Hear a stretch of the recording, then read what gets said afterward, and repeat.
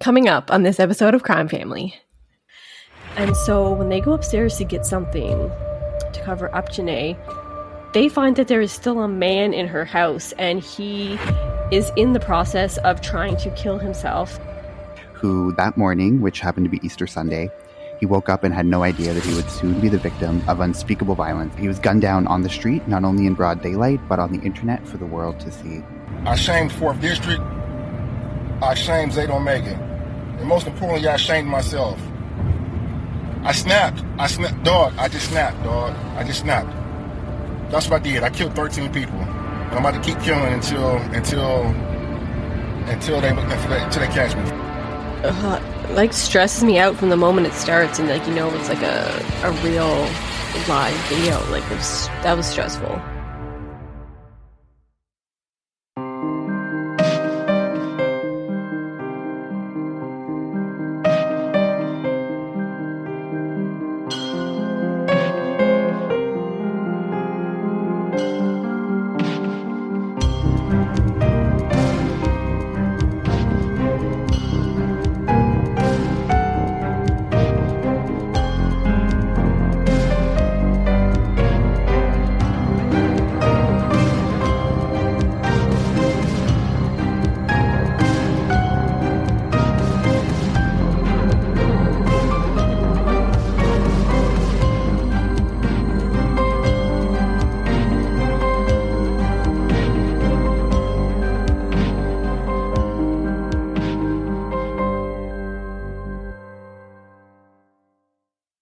Hey everyone, welcome to episode 2 of our 3rd season of Crime Family.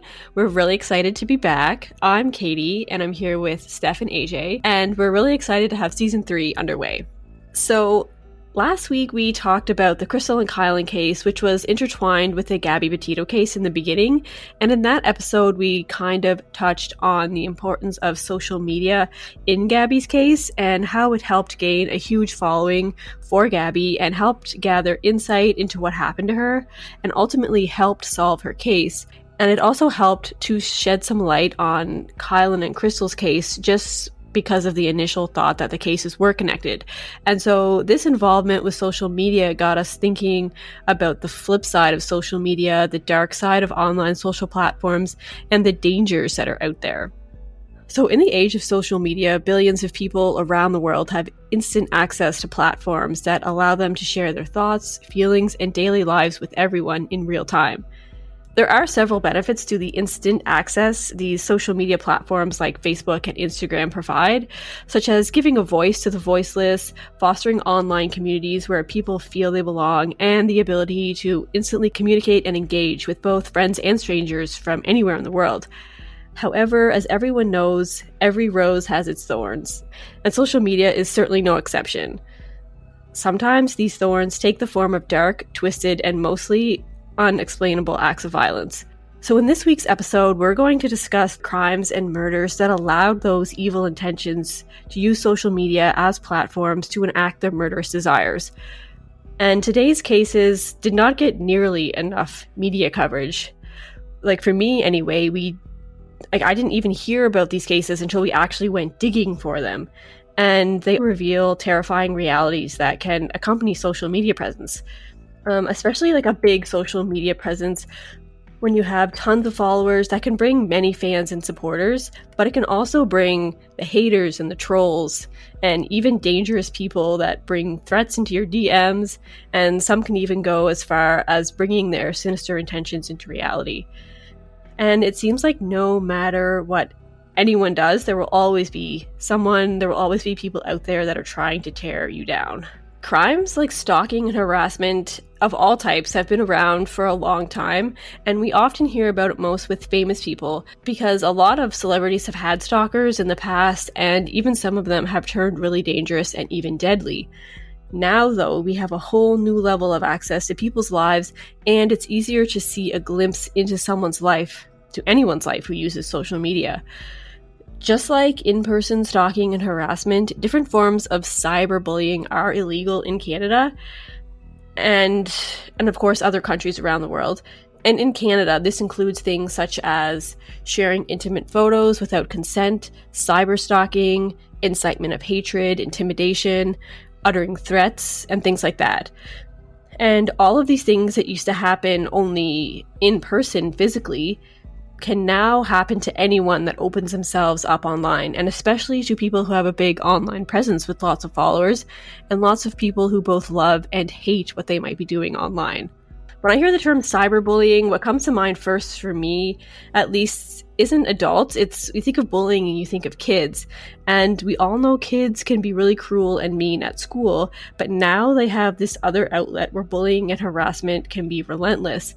And I think it's important to bring up some stats that were published in an info sheet published by the Government of Canada, just to kind of get this point across. So according to a youth study conducted in 2014, 65% of cyberbullying cases are chronic, meaning that they last for over a year. And when you think about it, that's such a long time, especially for a kid to be constantly harassed. And the study also found that 70% of youth said that they would report a cyberbullying incident or abusive content if they saw it online. But when they were asked why they wouldn't report it, 43% of the answers were because there's no point in reporting it, it would not help. 36% said that they just didn't want the person or the bully to find out. 29% said that they were afraid of the negative consequences, and 27% said it would just take too much time to report. 15% think that someone else is just going to report it so they don't have to, and then 13% said they just don't know how to report an online cybercrime. The kids having the feeling that it's useless to report, I think, is really scary and sad, and them feeling like they have nowhere to turn, and so they don't even bother trying to seek help is scary. And then being scared of the consequences is also something to think about as well. And I bring this up because I think it's important to mention that when you have those feelings as a kid, like you're experiencing these things online or in person and you feel like no one is going to help you, that's traumatizing, but like those feelings probably get carried with you to adulthood, so they're not just going to go away. And if you come across abuse online as an adult or someone's like cyber stalking you, you might have those feelings where you don't have anywhere to turn. You can't report them. And so I feel like those feelings kind of grow up with you. And so a lot of people that are having these kind of experiences as adults remember those feelings that they had. The same survey also revealed that youth who are victims of cyberbullying have much higher rates of anxiety, school absenteeism, eating disorders, self-harm, feeling unsafe, and suicidal thoughts and tendencies, just to name a few. So, I mean, it really messes with kids and stays with them as they grow up. And further, this study found that the ones that are the bullies, they have higher rates of delinquent behaviors that carry into adulthood, and they're more likely to be involved with violence and display violent behavior later in their life. And they're more likely to commit adult offenses and have convictions against them by the time they're in their 20s. So it's not just like once you grow up, all these issues are gone, they fade away. Like I said, like this stuff stays with you even as a bully. That's just kind of your mentality as you grow up. Statistics Canada also reports that in 2014, approximately 2.5 million women and men in Canada, which is approximately 7% of the population aged 15 and over, reported having experienced cyberstalking in the previous 5 years. And they also reveal that prevalence of cyberstalking is higher among women who were victimized in their youth. So it's kind of sad and scary. So it's like if you were bullied or victimized in your youth, for whatever reason, these people kind of like are able to seek you out and you're more vulnerable as an adult. So I think those trends are just kind of important to look out for. With all that, we're going to dive into the stories that we have to discuss today. And the first one I have is about a young woman named Jenae Gagnier. Jenae was a 33-year-old Instagram model and influencer. She was known on Instagram as Mercedes Morr, and she had over 2.6 million Instagram followers. You know, her style of Instagram posts were very provocative and sexual. Some would describe them as degrading to women, and they were just overly revealing. And, you know, I've heard, while I was researching, heard people make comments like, you know, she was disrespecting herself, so how could she expect anyone else to respect her? But despite anyone's opinion on her style of posts, that's how she chose to express herself. And, you know, while some say it's inappropriate and even, quote, softcore porn, she was likely just like very confident in how she looked, very confident with like her body. And so she was kind of proud to show that off. And that's just what she chose to do. It was obviously working for her. She had millions of followers. And I mean, I don't think there's anything wrong with that if that's how she wants to express herself. And I mean, if you think it's offensive or just like unagreeable, then you don't have to follow her. No one's forcing you to look at these. So, I feel like you just keep your opinions to yourself. She had a large following that enjoyed what she had to offer. And she had a lot of famous followers as well. Like people like Snoop Dogg and Cardi B. And, she like partied with Drake and things like that. So she was in that kind of group of people. So despite her controversial social media style choices and posts, her family described her as a sweetheart, and she was the life of the party. She cared about everyone around her, and she was very protective of her family, especially her mom. Her father said in an interview with ABC 7 News that her life was very private. Like, a lot of her friends didn't even know her real name. Like, they just thought her name was Mercedes Morr. They didn't know her name was Jenae.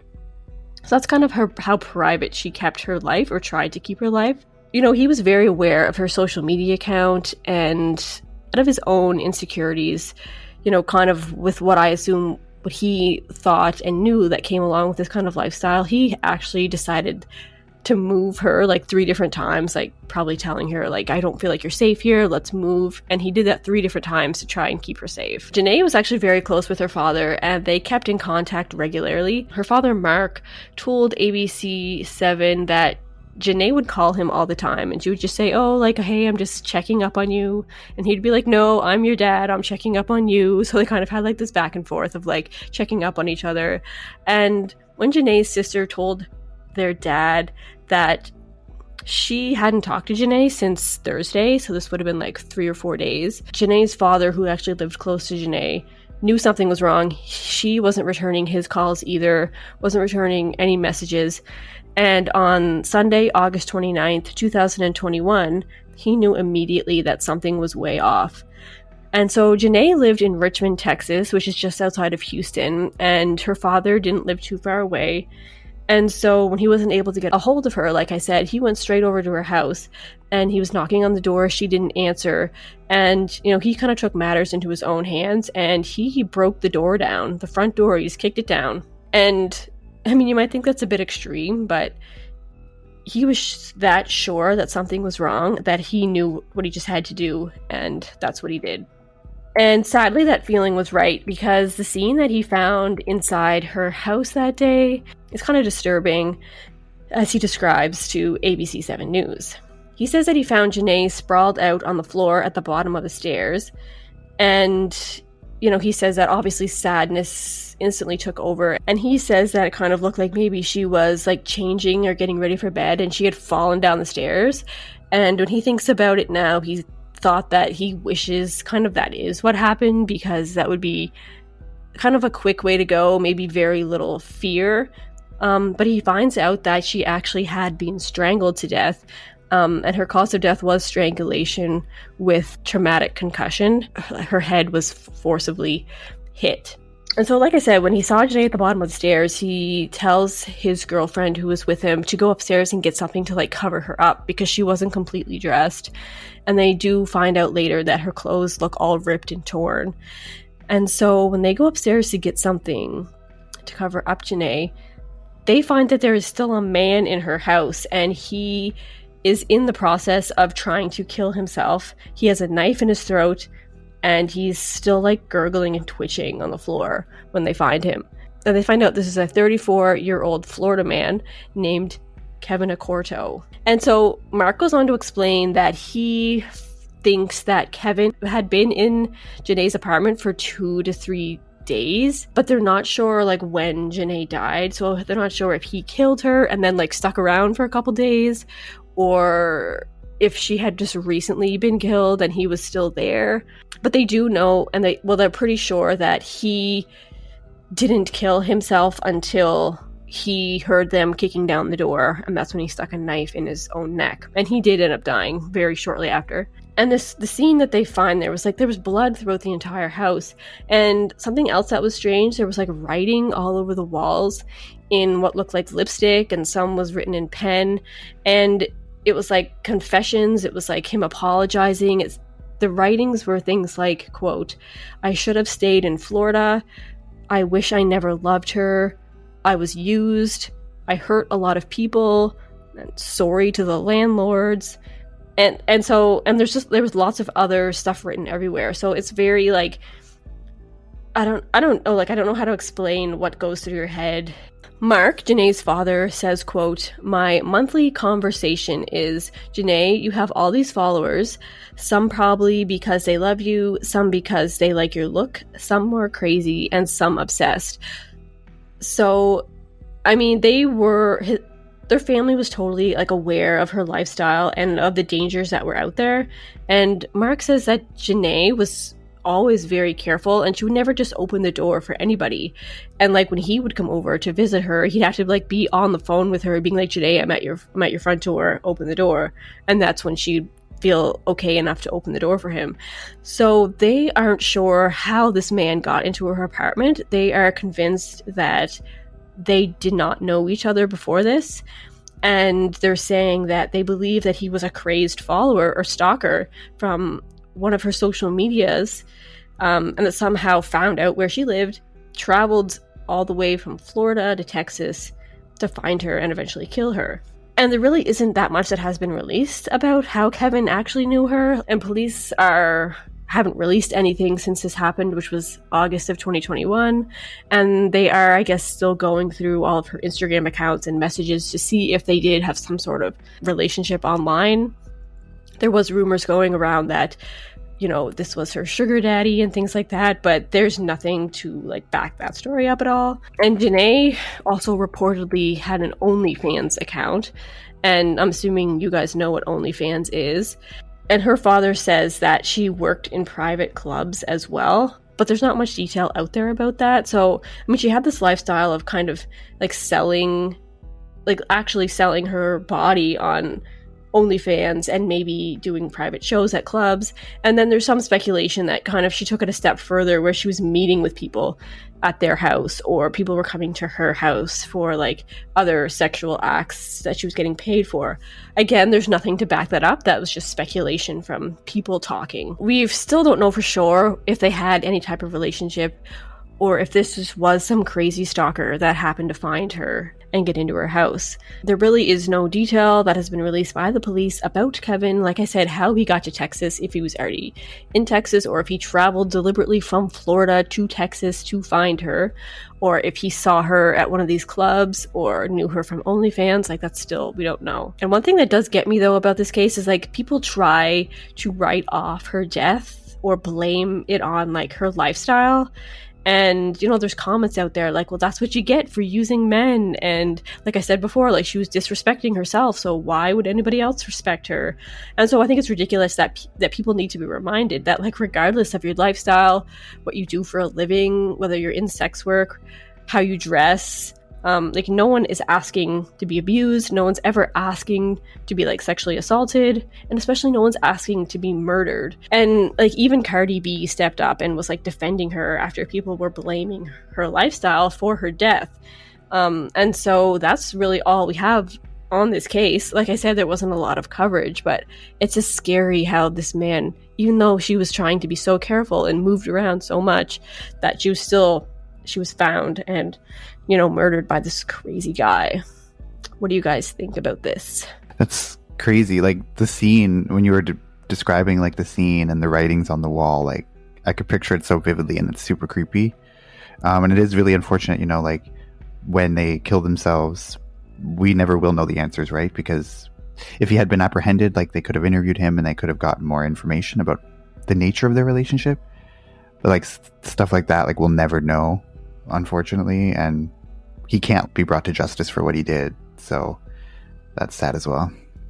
Yeah, I just find that super creepy that he was still in the house when they got there, and the fact that, like you said, Katie, that she tried to keep her life really, really private, but yet this guy somehow found her and knew where she lived. That's just really creepy. I find that this day and age, it's so easy to like find somebody if you're looking for them online, because you have like Google Maps and Google Earth. It's like you can pinpoint where actually people live.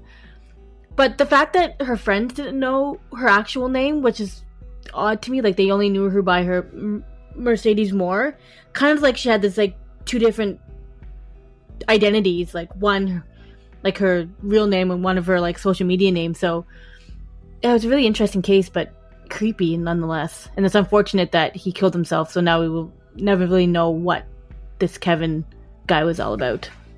Yeah, it is unfortunate that obviously it happened and then he killed himself, so we really won't probably have absolute answers. But going back to what you were saying about how easy it can be to find people, I was reading this other Forbes article. This man had tracked down someone that he was following on the social media by like zooming in on her pictures and seeing the reflection in her eyes, and he found out what like train route she was taking, and that's how he found her.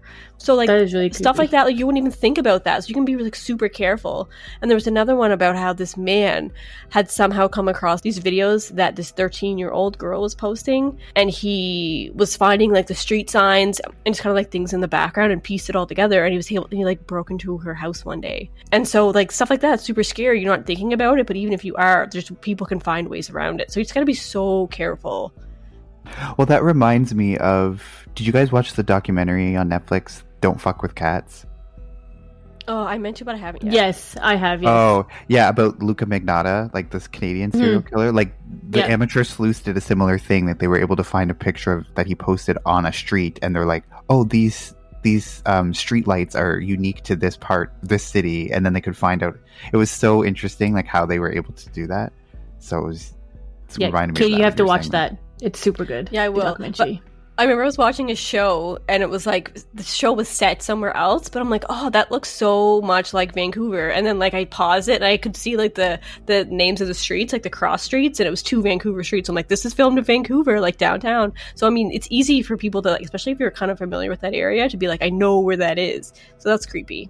Yeah, that's what instantly came to my mind when I was thinking about that documentary. That's what they do. They take every single picture that he ever posted online, and they dissect it and basically every detail, and they're able to find him basically, which is super interesting.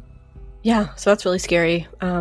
So that was my case about Jenae Gagnier, and I think AJ is gonna go next. So my case is the shooting of Robert Godwin. Steve Stevens was the perpetrator, and he was dubbed the Facebook killer. Are you guys familiar with this case at all, or know kind of what I'm referencing?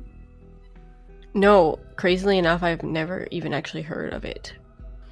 Yeah, same here. I've never heard of it either. Yeah, so it took place in Cleveland, Ohio in April of 2017.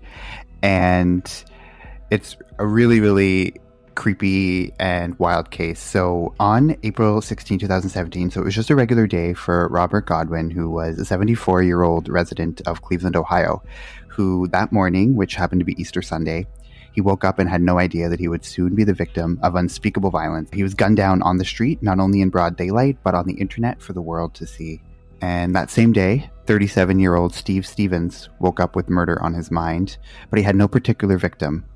Shockingly, Stevens picked someone at random to be on the other end of his pistol, and that someone was Robert Godwin. In a horrific Facebook Live post that was made by Stevens, he films himself driving in his car, he's talking to the camera, and he sees Godwin just walking on the sidewalk, and films himself getting out of his car and approaching him on the street. But before pulling out his gun, he says to Robert, "Can you do me a favor? Can you say Joy Lane?" Robert, of course, confused, who obviously doesn't know this man, but repeats Joy Lane. Steve then responds by saying, quote, "She's the reason why this is about to happen to you," end quote. He then pulls out his pistol and shoots Robert live on camera, leaving him lying in his own blood on the sidewalk.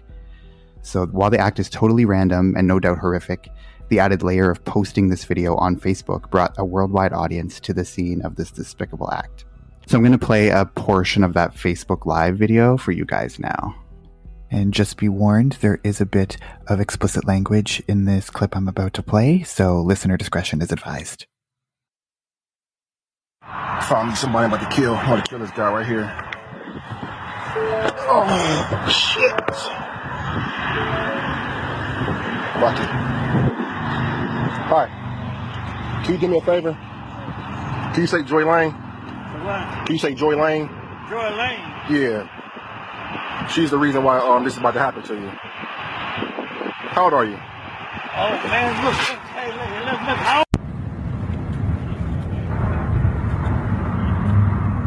look. Dog.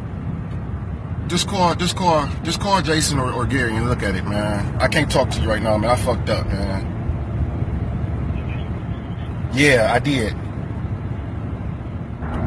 Just a couple of motherfuckers, man. I'm at the point where I snap. See, the thing is, man, every time I try to talk to y'all motherfuckers, man, y'all always fucking blow me off or just make my shit seem like it ain't shit. I got a lot of built-in anger and frustration, man.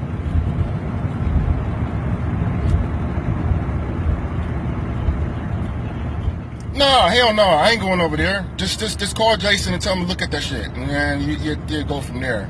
But hey, dog, let me call you. Yeah, my name is Stevie Steve on there. Dog, I just want to tell you, dog, I love you, dog. And dog, listen, man, I shamed the 4th Sunday Perseverance, man. I shamed 4th District. I shamed Zeta Omega. And most importantly, I shamed myself. I snapped, dog. I just snapped. I just killed 13 motherfuckers, man. That's what I did. I killed 13 people. And I'm about to keep killing until they catch me. Fuck it. I posted. I said until they catch me. Dog, let me call you right back because I got a lot of people calling me. But dog, rude. All right. Yeah, sorry about that, man. Listen, man. Like I said, I killed 13, so I'm working on 14 as we speak. I'm just running around hitting motherfuckers, man. I just snapped, man. Fuck. You know, and this some whole shit that I would let a bitch or anybody get me on my hookup. But see, the thing is, man, I'm 37, and all my fucking life, man, I just always been a fucking monster, man. Always had to prove myself. You know, always had to fucking take the butts of people's jokes. And it's like, you know, I'm a case manager for a fucking beach club. I got my, oh yeah, Jim Jones, I ain't gonna be able to come to work tomorrow. You know, yeah. All because of this bitch named Joy Lane. You know, she put me in my pushing point, man. You know, I was living over there with her. I just woke up Friday, I just couldn't take it no more, man. I just left. And yeah, here I am, massacring motherfuckers. We call today today is the Easter Sunday Joy Lane Massacre. So, what do you guys think of that? Like, stresses me out from the moment it starts, and like, you know, it's like a real live video. Like, that was stressful. Yeah, I was like goosebumpsing me when he went up to that man. I was like, I know what's gonna happen, and I'm just like, I had to look away because I couldn't like look at it. I know, that poor man. Like, it's just like this elderly guy walking down the street with his groceries or something. Ugh, yeah, that's sad. I know, and thankfully that specific video that you guys just watched cut out like the actual shooting part of the video, but when it was originally released, like the full thing was up, like the full shooting and his body laying on the sidewalk. So good thing that video was a little bit edited down for that. So did he really kill 13 people? I'll get into that. So this is the video that he posted on his Facebook account on the day that it happened, which, like I said, was April 16th, 2017. So it was Easter Sunday. So he just randomly posted that video and then all of the follow-up videos. So I believe that video you saw was a montage, or it was all of the different videos he posted, like put together into one video, because he posted several, from my understanding. But so soon after the video went live on Facebook, a manhunt then ensued to find this man that was now known as, quote, the Facebook killer.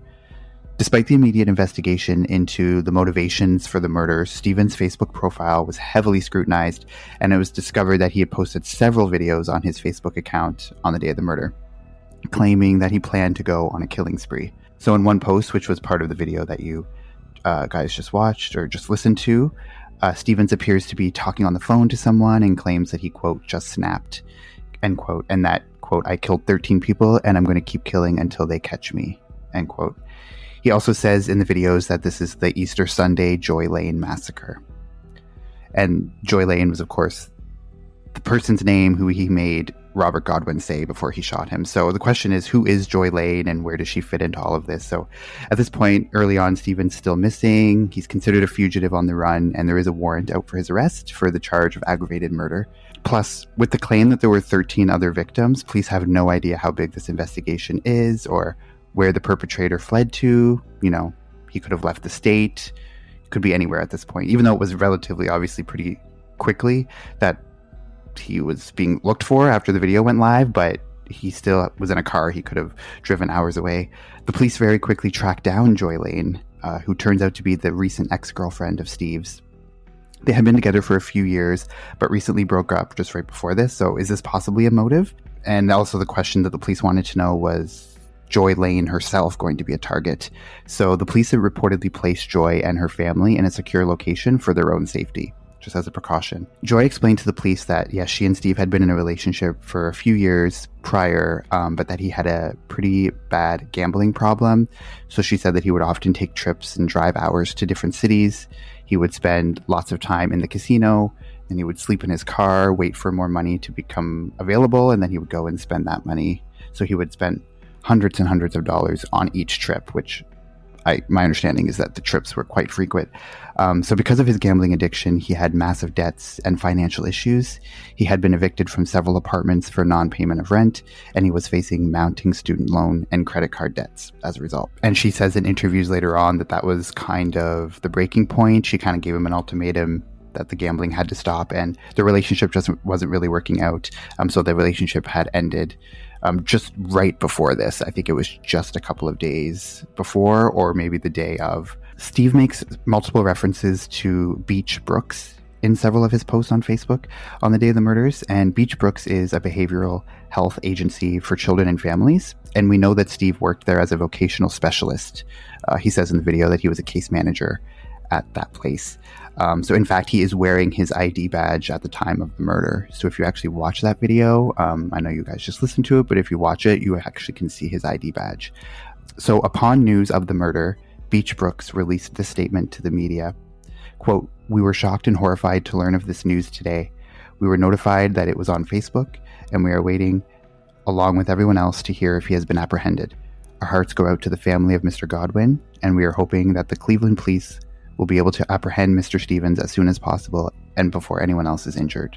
End quote. So the fact that Steve wore his ID badge at the time of the murder, and the fact that he posts the actual crime on his own Facebook account and not under some anonymous account, shows that he had no intention of actually staying anonymous. So he either wanted the notoriety and attention that having this murder attached to his name would bring, or he had no real intention of surviving long enough to actually be captured. Either way, it's clear that he wanted to make sure that everybody knew he was responsible. So they didn't find any evidence that there were any other victims. So it's believed that he was just saying that. It wasn't actually true that he had killed 13 people. Robert Godwin is the only known victim. So I don't know why he was saying that. And you can tell he's trying to make it, he's giving it a name himself. He's saying, this is the Easter Sunday Joy Lane massacre. So he's trying to give it notoriety and trying to give it attention, of course. And it's just so unique. Like, this was one of the first cases that ever had been, as far as I know, broadcast over Facebook Live. And early on, Facebook itself actually came under fire during the investigation because of the fact that the video was not removed from the platform immediately. So some sources that I've looked at say that the video was active for over 2 hours before it was finally removed. And his account was then suspended for a violation of Facebook policy, obviously. In that time, there were over 1,000 people who saw the original video. But then who knows how many people, shared it. Once the video's out there, it's out there, right? So even if the original one is taken down, there could be other ones that people are posting that they took from the original source. So could have been millions of people had seen it before it was actually taken down. So it's just pretty crazy. So because of the scope of this investigation, so there was a nationwide manhunt for Stevens. And I remember I knew of this case at the time that it was happening. It was 2017. So I remember being in the news that there was this manhunt, and basically the whole entire United States was looking for him because, again, they had no idea where he could have been. It's just so crazy to me, the fact that he posted this crime live on Facebook for everyone to see with no, I don't know. What are you guys thoughts so far? To me, I just find it so crazy that someone would even be able to do that. But obviously he's saying he snapped, and I guess he just lost his mind, clearly, because no rational person would do that. I don't know. Yeah, he obviously snapped, but I feel like when you snap like that, you're not like aware that you snapped, right? You're not like, oh, I've snapped, and he's still continuing on. Like maybe looking back, you're like, yeah, I snapped, but it's like he's still in the middle of it because like I'm gonna go kill some more people because I snapped. Like I feel like that's a weird thing to say if you're in this like psychosis or whatever kind of like state where you've lost your mind. Like so, I found that weird. Yeah, that's true. Actually, I think it is. I feel like if he had actually snapped and he was really in this kind of psychosis, he wouldn't think he was in a psychosis. He would think he was acting rationally, I feel. So the fact that he's like announcing that he snapped, maybe he actually really didn't. But I feel like you have to. Like no one does that unless you've snapped, right? Like no rational person does that. I was thinking the same thing, kind of like what Katie was saying, like how it doesn't feel like to me like he did snap. I feel like he was just doing it to get the attention, because like he said, like his friends would always blow him off, or like he didn't really get the attention that he needed. So I feel like that was his way to do it. But still, I feel like no sound person would just kill somebody for no good reason. Yeah, no rational person would kill someone unless they had something wrong. But also the fact that he posted it online publicly for everyone to see. If he had snapped, like he could have just gone and shot somebody on the sidewalk, but like the added layer of having it posted for everyone to see, like what was the point of, I mean, obviously he wanted to be, was it famous, or he wanted to have the notoriety? Like he's dubbing this the Joy Lane Easter Sunday massacre, like he's trying to make it a thing. Yeah, like he recorded it purposefully for, you know, it to be out there for people to see. And maybe, like, I don't know, maybe I'm wrong, but when you, like, snap like that, I don't think you're thinking of, like, oh, I want, you know, the whole world to see what I've done. Or maybe you do, I don't know, but it just seems like it was intentional and he had thought about it and then went to do it. And I always find it super sad when someone's, like, he's trying to get back at this Joy Lane, so he goes and kills an elderly innocent man. Take that, Joy, you know what I mean? Like, not like he should have went and killed her, but I mean, like, just leave the innocent guy out of it. I know, it's like, I don't really know where that logic kind of comes in. It's like, I'm pissed at her, so I'm gonna go kill a random elderly man on the side of the road, which is weird. But also, going back when I was doing the research for this case, that's what actually got me thinking about the Don't Fuck with Cats documentary, because in that one, if you watch the documentary, like, he's posting all of these videos of him killing all of these cats and stuff, but he's posting it through like anonymous accounts, so no one knows it's him. And all of these internet sleuths are trying to track him down, whereas this guy's being very blatant. Like, he doesn't take any efforts to hide the fact that it's him. Like, he's wearing his ID badge during the killing and in the video, and he's posting it on his own account. So obviously he didn't have any intentions of actually staying alive for very long, because he's being very blatant about it. So that was just a thought I had to. I just think, I mean, it's sad to think this, and that poor innocent man, there was no rhyme or reason why he killed him. But I feel like he only did it because he wanted that attention from his friends or from everybody, because he, like he said, he wasn't getting it from he wasn't getting attention. He always had to like he was always like the butt of the jokes and stuff like that. So I think that's why he did it on Facebook, was to get that attention. But still, nobody deserves to randomly die because of someone's stupidity. But that's what he's saying, though. Like, he's saying he's always the butt of joke. He's saying that he didn't get the attention. I mean, he could just be trying to justify it. We don't really know what the actual true story is, and we obviously may never know. Yeah, that's true. I never thought about that, but yeah. And it's also sad that, like, okay, maybe his friends did treat him really shitty, but, like, go find new friends kind of thing. Like, you know what I mean? That's easier said than done, but, like, you don't have to, like, stay with these people that make you feel like shit, and they don't take you seriously, and, like, the only way for them to take you seriously is for you to actually kill somebody and post a video. Like, yeah, it's just, like... It's a drastic... It went to that, yeah. You did say he had a gambling problem, right? Or, like, his girlfriend said he had a gambling problem? Yeah. So maybe, like, that stress of, like, not having any money, trying to, like, get money to whatever, and then the stress of, like, her leaving, and maybe he did just snap, and still nobody should deserve to die. But, like, if he had a gambling problem, maybe he wanted all of his, quote, debt to go away, so that's why he posted it live, so he could get caught, go to jail, and he wouldn't have to, like, deal with the outside world, really, I guess. But still, it's not a very good way to... I don't know. It's also, too, the fact that he was a caseworker with, like, children and families is kind of concerning. And it just kind of goes to show you that I don't know. Just because you're a social worker doesn't mean that you have your shit together either. So I don't know. I just felt kind of bad for the people that he was working with. Imagine how they felt after knowing like their social worker was deeply troubled. Yeah, so it's like he obviously had some sort of like training to like teach people or like help people deal with, you know, bad situations and like hard emotions, and yet he still couldn't do that for himself. So you can kind of see like how kind of serious this mental issue was that he had going on. Yeah. So it's just really sad and scary all the way around. So because of the scope of the investigation, like I said, there was a nationwide manhunt for Stevens just after 11 a.m. on the 18th. The manhunt came to an end after a worker at a McDonald's drive-thru in Erie, Pennsylvania, recognized him, and he put his order in through the drive-thru. And so this worker, once she thought it was him, delayed his order so that she could call the police. They told him that there was a delay with his fries and asked him if he could pull off to the side as he waited. And then in that time she went and she called the police. However, when the police showed up, Stevens fled the scene.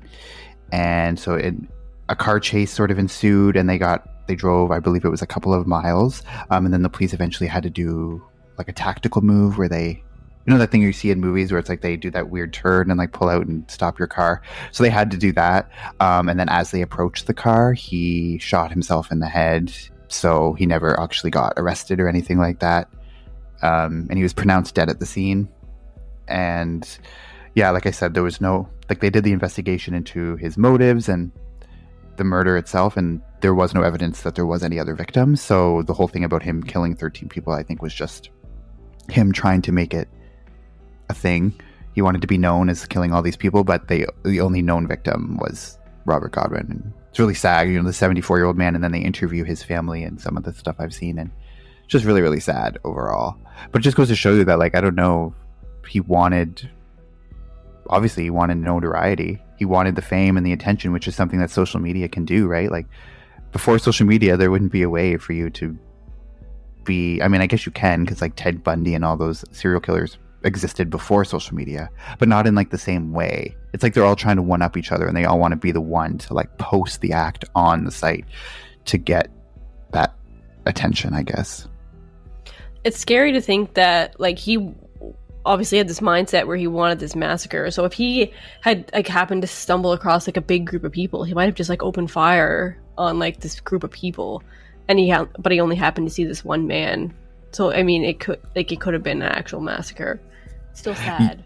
Yeah, and like I said, they found him. The McDonald's was in Erie, Pennsylvania, and I Google mapped it, and it's only about an hour and a half to 2 hours from where he committed the original crime. So he'd only driven like 2 hours away. And so I don't know where he was in that time in between when he wasn't driving to Erie, Pennsylvania, but yeah, so he didn't even end up being that far away from where the original crime happened. But it's such a cowardly way to like go, like he just killed himself because he didn't want to like face life in prison or something like that. It's like he posted his killing online and was all brave about that, but yet when it came to actually doing the time or whatever, it's like, oh, sorry, I'm not man enough to like deal with what I did.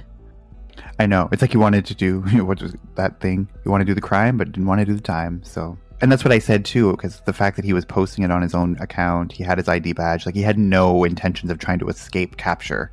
He must have known that by doing those things that he was going to eventually be captured. So that's why I think like he obviously planned to kill himself from the beginning, because he must have known that.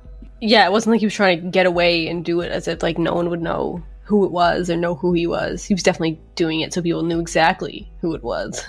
Yeah, so he must have known. And I think an ABC News clip I saw about it, they're talking about like other similar instances where people are posting violent acts on Facebook and stuff, and Facebook did come under fire like during this, and it really started the whole thing of like, what are the responsibilities of the platform?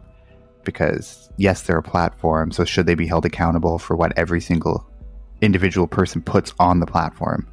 I mean, like 2 hours is a long time to have a video up like that, but I feel like for something like Facebook, where there's like, you know, millions of people on there and people reporting stuff left and right, like I feel like for them to be able to pinpoint this one thing is that serious in that amount of time is, I think, pretty fast when you think about it. Yeah, I know, and like I don't know what a solution would be. Obviously, get it removed right away, or like I don't know. know the tech world. Is there like some way they could filter stuff like that before it even gets posted, so they can't allow it to even be posted? Like, I don't know what you'd that have to have looks someone like. that like watches everything before it's posted, but that's like obviously impossible. So I don't know how they would be able to filter stuff like that out. Yeah, but I feel like in today's technology age, like there has to be some type of technology where they can like some computer will automatically filter out, you know? I don't know. I feel like there has to be something, but also can't think of if there was something why they wouldn't want to do that. Yeah, but also the fact that like you can't differentiate sometimes between what's real and what's not. So would like an animated system be able to tell like, oh, that's a real gunshot versus like a movie clip or something? Yeah, that's true. I feel like it would just get way too tricky to, yeah. I don't know if there's a way that would ever work, but I guess 2 hours is a long time though. And like I said, millions of people could have seen the clip before it got removed. Or once they even remove the original clip, it's still going to be posted. Once it's shared, they have to get rid of every single person who shared it, right? And somebody could have like saved that to their computer, right? Like people probably still have it forever.